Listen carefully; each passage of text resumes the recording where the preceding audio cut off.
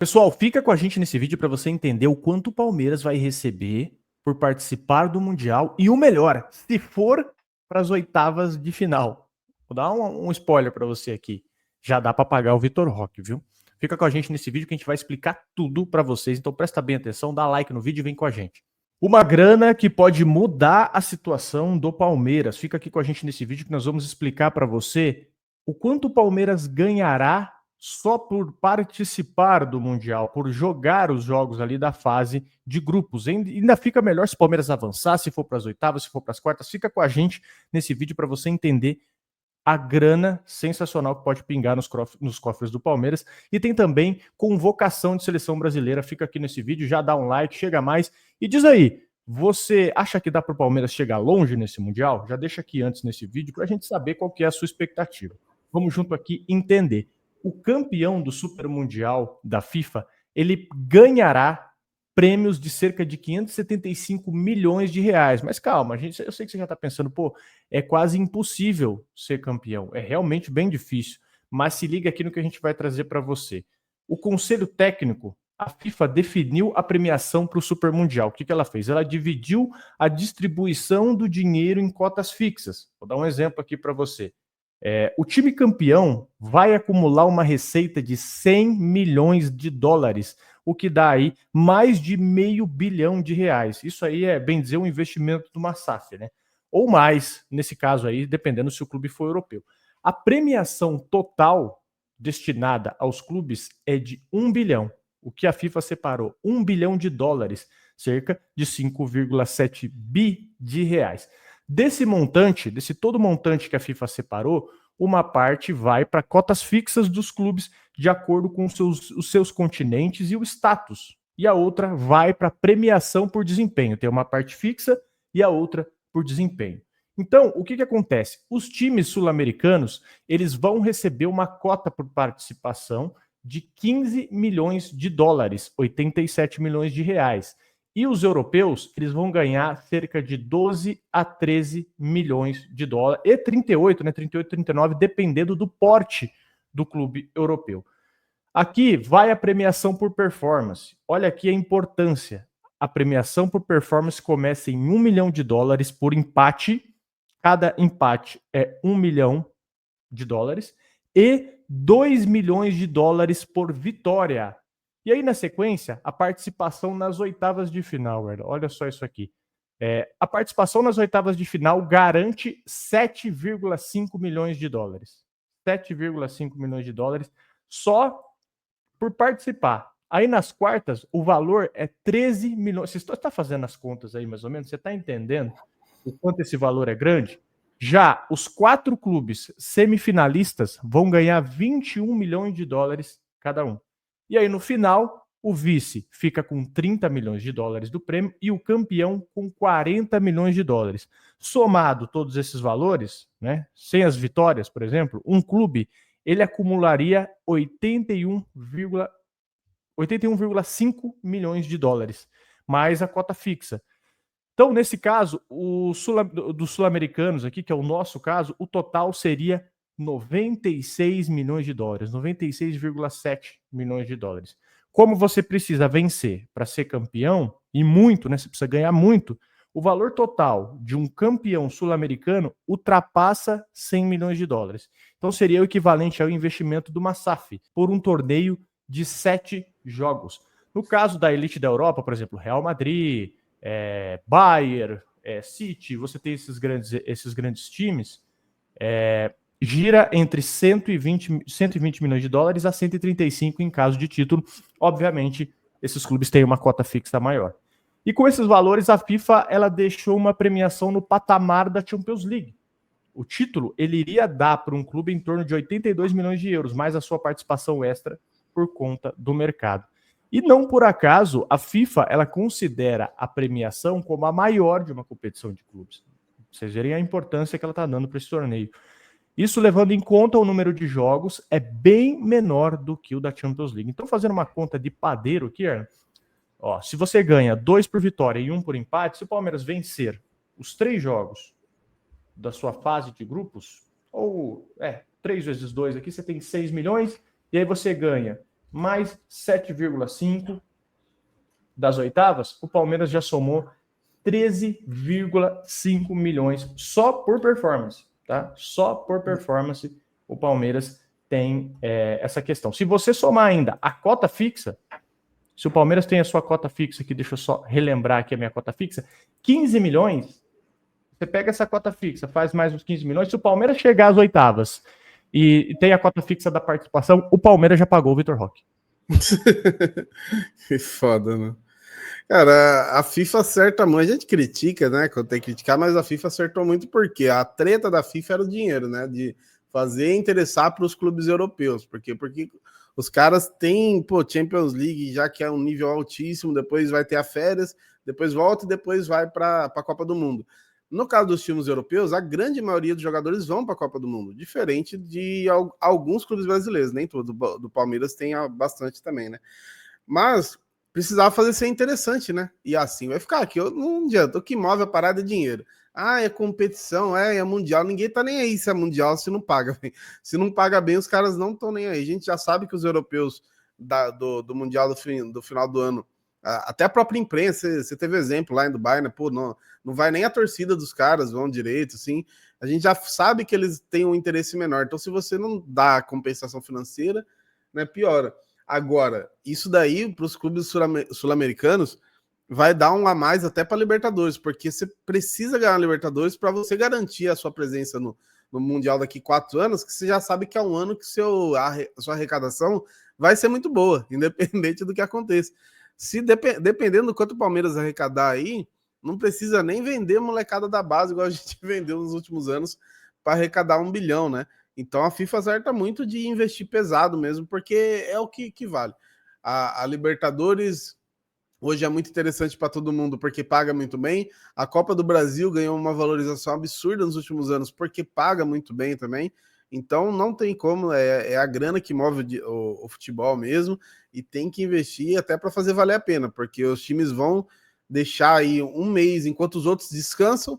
Você vai estar lá se preparando, tendo que jogar contra os times mais pica do mundo, para você voltar com a mão abanando, não dá, né? Então, pelo menos faz valer a pena aí o tempo que vai ser gasto nisso. Se for campeão, então, meu Deus do céu, aí você fica 5 anos sem precisar ganhar dinheiro depois. Exatamente. Não, eu só discordo um pouquinho, mas faz sentido o que você falou. Cara, se tudo der certo e o Palmeiras chegar pelo menos nas quartas, sei que nas quartas é sonhar demais. Eu tô considerando umas oitavas aqui, tá? O Palmeiras embolsa cerca de 40 milhões de dólares. É Tá muito louco. dinheiro. E uma coisa que eu penso, cara, que também acaba ferrando muito o clube, é dosar a premiação paga por jogadores. Porque uma coisa que pega muito também na folha de um clube são premiações pagas aos jogadores por título. Isso aí virou uma zona, cara. Isso virou uma zona. A maior parte da grana não tem discussão. Ela tem que ficar pro clube, porque os jogadores já ganham muito. Então isso deveria ser dosado. E outra coisa que eu também estou muito curioso para ver nessa competição é que nós vamos pegar os europeus, nós sul-americanos vamos estar no auge físico, que vai ser meio de temporada. Vai ser a hora que o bicho começa a pegar aqui, né? Os sul-americanos vão estar no seu auge físico e eles vão estar arrebentados no final de temporada. E aí você soma isso, o fato de que teremos 6 jogos no intervalo de 30 dias. Então, isso aí é muito mais forte do que um antigo intercontinental, né, um antigo mundial. Então, para mim, isso pode pesar. Você tem o auge físico dos sul-americanos e o final de temporada dos europeus. Ainda acredito que eles podem ganhar isso aí com o pé nas costas. Mas estou curioso. É o contrário do Mundial atual, né? Do final de ano, que a gente chega ali depois de 60 jogos no ano e os caras ali ainda, né, passando fase de grupos de Champions e tal. É uma parada interessante para se pensar, né? Se você pegar aí um Real Madrid, algum time aí que às vezes pode estar até com algum lesionado, pode estar poupando, pensando no começo da próxima temporada, que já tem que começar pensando na outra temporada, né? Eles fazem pré-temporada, ao contrário dos times brasileiros. Então pode ser, quem sabe, né? Isso não ajude aí avançando.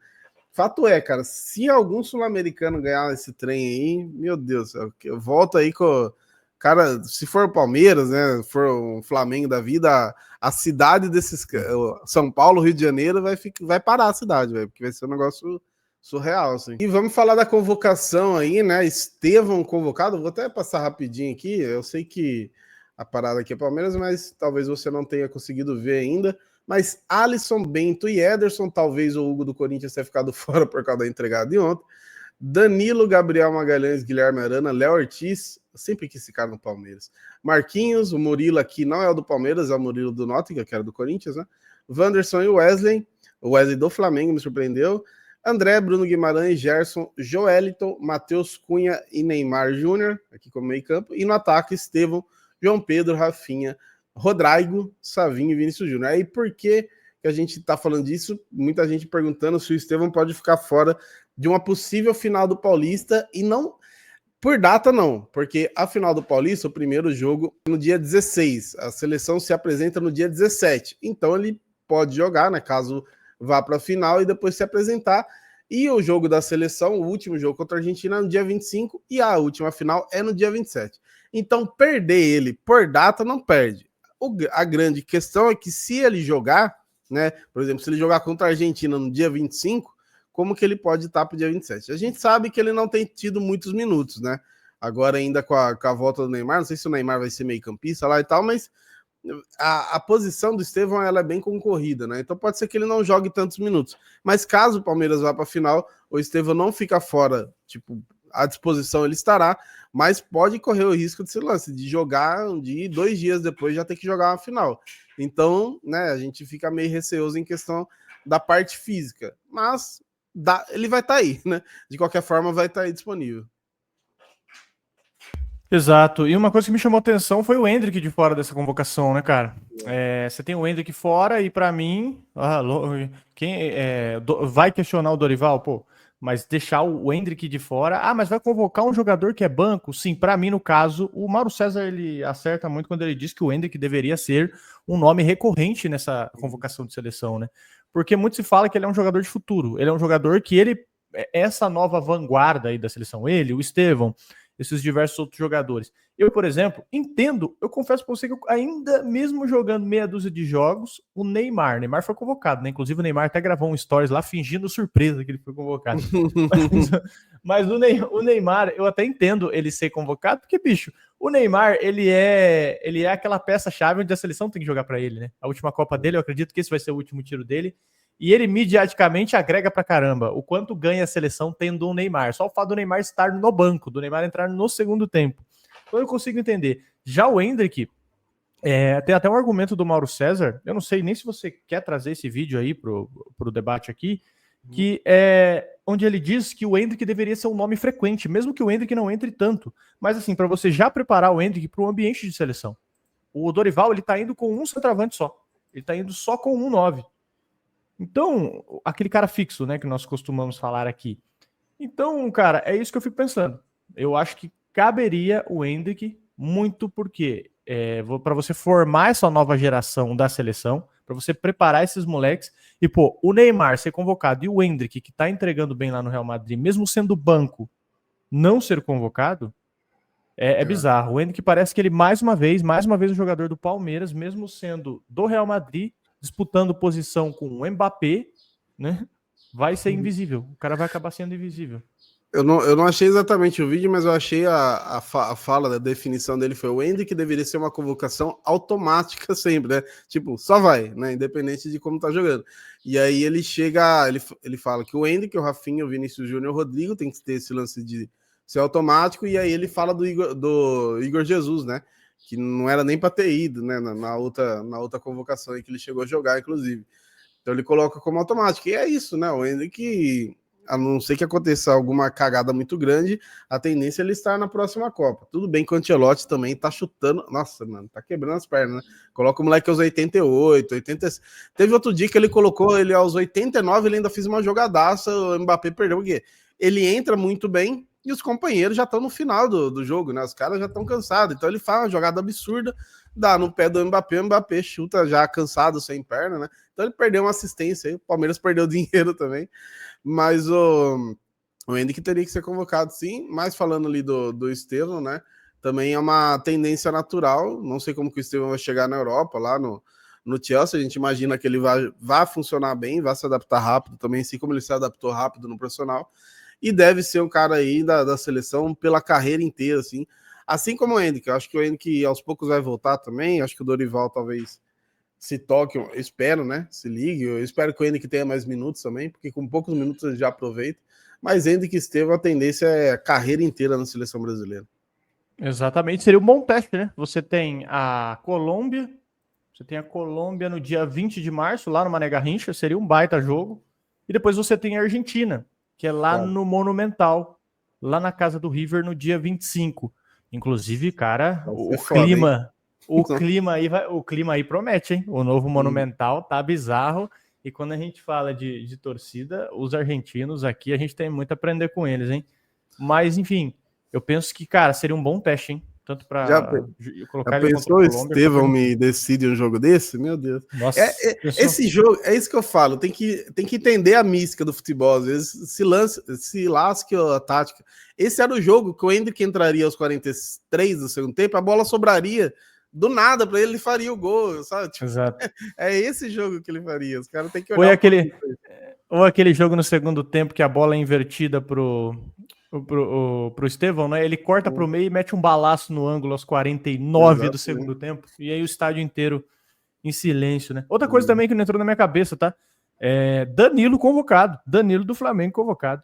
Para mim já não fazia sentido ele ser convocado quando ele tava na Juventus, porque tava muito mal. A Copa América que o Danilo faz, cara. A Copa América que ele faz e eu nem acho ele um jogador ruim, tá? Acho ele um baita de um lateral para futebol brasileiro, inclusive. Acredito que ele sobra. Mas eu não entendi essa convocação do Danilo, hein? Já não entendia quando era na Juve. Agora no Flamengo, né? E depois a gente toma canseira da Argentina, não sabe por quê, né? A ponta ali dos caras. O Messi jogando só para isso, né? O cara fica ali no meio campo só esperando. Vai ser foda. Eu sempre gostei muito da seleção, mas ultimamente tá difícil, viu, velho? Eu não sou aquele cara que torce contra, mas desanima, né? Te desanima bastante. Vamos ver, quem sabe. Contra a Colômbia já vai ter o Richard Rios aí, que joga muito na seleção, o Rames também, que agora tá jogando no México também, né? E pode jogar, então serão 2 desafios legais aí. Tomara que o Estevão tenha mais minutagem, pelo menos contra a Colômbia. Contra a Argentina, deixa ele no banco, porque se a gente for pra final, não quero ele cansado, não. Mas, cara, outra incongruência aqui que eu vi na convocação. Você tem Alisson, beleza. O Alisson, eu consigo entender. O que o Alisson pegou ontem, foi ontem, né? Contra o PSG foi um absurdo. E aí você tem o Bento. O Bento no Al Nassr, confesso que eu não tô acompanhando. Mas o Ederson, convocado, me pareceu um pouco estranho. Né? Eu juro pra você, aí pode ser que o meu clubismo esteja falando mais alto. Seria ou o Hugo, do Corinthians, ou seria o Everton. Para mim seria um desses dois. O Ederson, ele não vive uma fase boa no City, cara. O time do City, no geral, tá derretendo, né? Cara, eu devo ser das poucas pessoas que não gostam do Hugo como goleiro, cara. Eu acho que ele é um baita pegador de pênalti, mas eu acho que fazer a comparação até esdrúxula. A gente tem exemplo o Reinaldo. O Reinaldo é jogador mediano para baixo. Ele bate pênalti como acho que nem o Neymar bate pênalti igual o Reinaldo. O Hugo, ele é um goleiro melhor do que o Reinaldo é como jogador, mas ele pega pênalti, obviamente faz muita diferença. Mas o que ele tem falhado ultimamente, o que ele já falhava no Flamengo, mas deixa lá, porque aí os corintianos vão botando fé nele e ele vai entregando. Não vou ficar falando muito, não. Deixa os caras ver conforme vai rolando as paradas aí. Mas ontem ele já deu alegria para a nação. Já. Exatamente, já começou bem. Mas enfim, senhores, o que você pensa? A gente falou bastante nesse vídeo. Falamos de premiação do Mundial, tá? O quanto o Palmeiras ganha aí se avançar para as oitavas. E tem também a convocação. Demos o nosso mero palpite aí sobre convocação de seleção brasileira. O que você pensa a respeito, cara? Deixa aí nos comentários, tanto sobre a convocação, quanto também sobre essa premiação do Mundial. Perfeito? É muito importante a sua opinião, muito importante a sua interação aqui. Então, por favor, faz o pacote inteiro aqui, ó. Se você já chegou no vídeo, no fim do vídeo, é sinal de que a sua confiança com a gente está alta. Então, cara, deixa um comentáriozinho aí, deixa um likezinho também. Se você não é muito de hablar, é válido pra caramba também. Perfeito? Muito obrigado pela sua audiência, pela sua paciência e tchau.